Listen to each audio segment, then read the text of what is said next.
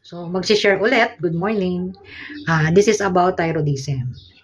Meron tayong tinatawag na hyperthyroidism or hypothyroidism. This is an endocrine disease. Ang hypothyroidism, ito po, yung ating thyroid gland does not produce thyroid hormones. Pag naman hyperthyroidism ka, yung ating thyroid gland naman, excessive yung kanyang production ng thyroid hormones. Yung pong thyroid hormones, ito po yung tinatawag na T3 at saka yung T4. Ngayon, ano ba tong hormones na to? Itong hormones po na to, ito po ay may vital role. Ito po yung nagre-regulate ng ating heartbeat, ng metabolism, ng ating temperature, at saka yung overall development. So, kapag meron kang hypothyroid, so mababa or hindi nagpo-produce, which is kailangan natin yan. So, kung hindi siya nagpo-produce, madali kang mapagod or hinihingal ka. Sensitive ka sa malalamig, yung constipation, dry ang iyong skin, tapos mabilis kang mag-gain ng weight. Kasi meron po tayong hormonal imbalance.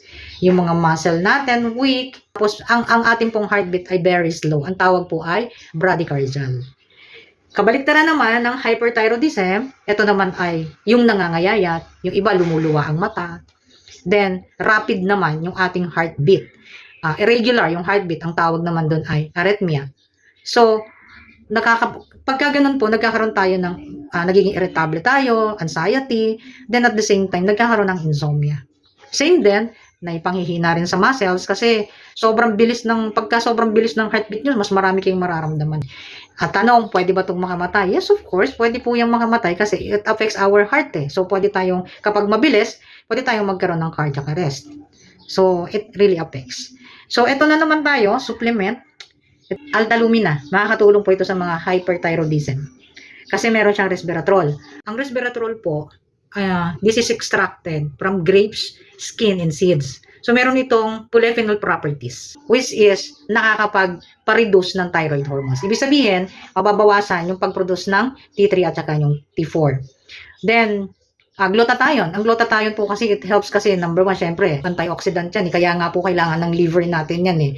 So, hindi lang tayo nagpapagluta para pumuti. So, ano na lang yun, bonus. Kasi ang glutathione po, nagre-reduce din siya ng selenium. So, pag nire-reduce niya yung selenium, meron po itong faster remission. Kumbaga, mababaliktad or kumbaga, mapipigilan niya yung hyperthyroidism. Then, collagen, syempre, kapag po ikaw ay merong hyperthyroidism, yung ating buto-buto, syempre nananakit din yan. So, kailangan natin ng collagen. And, syempre, vitamin C, mother of all vitamins, antioxidant. Kung maniniwala ba kayo na yung stevia, akala natin pag sinabing stevia herbs, simpleng pantamis lang. Di po ba? Supplement para dun sa mga sa sugar.